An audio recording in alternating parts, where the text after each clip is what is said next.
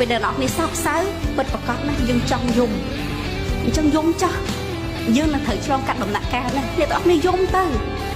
យំខ្លាំងប៉ុណ្ណាស្រែកឲ្យអាការឈឺចាប់អានៅក្នុងបេះដូងវាចេញមកតាមទឹកភ្នែកតាមសម្លេងយើងខ្លះទៅអូខេអត់ខុសទេហើយគ្រាន់តែថាកុំឲ្យយំរហូតដល់ថ្នាក់ធ្វើអ្វីធ្វើបាបអីខ្លួនឯងផ្សេងលើសពីយំអ្នកនេះយំបានហើយខ្ញុំជឿថាគណៈពេលដែលអ្នកនេះយំអ្នកណាគេក៏ដឹងដែរថាបែងឃើញក្តាមយ៉ាអត់បានទេគឺបែងចូលចិត្តខ្លាំងមែនតើអ្នកទាំងអស់គ្នាហើយតែចង់ញ៉ាំក្តាមយ៉ាម៉ាក់ឲ្យធ្វើអីក៏ធ្វើដែរអ្នកទាំងអស់គ្នាហើយទឹកមុខមិនស្រអញញឹមហ្មងចានិយាយមែនតើណាហើយតែចង់ញ៉ាំក្តាមយ៉ាម៉ាក់ឲ្យធ្វើអីក៏ធ្វើដែរយើងធ្វើអីធ្វើទៅឲ្យតែអូនបានញ៉ាំក្តាមយ៉ាអ្នកទាំងអស់គ្នាហើយបែងគូចូលចិត្តញ៉ាំក្តាមយ៉ាមែនតើហ្មងអ្នកទាំងអស់គ្នាដាក់ឲ្យម្ដុំមែន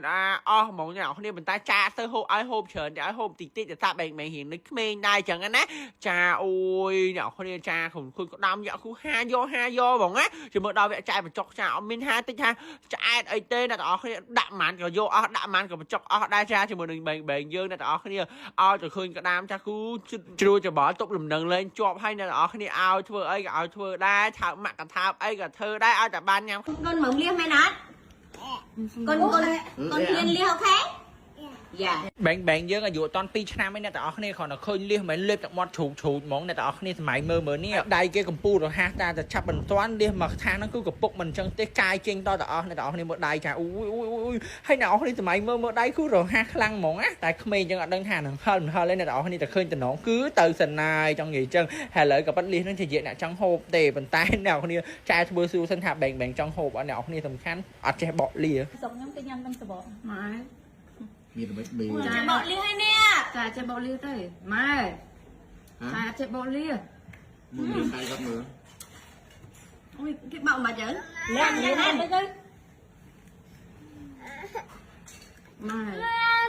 មានមិនប្រកាសចេះបកថ្ងៃព្រៀនទៅ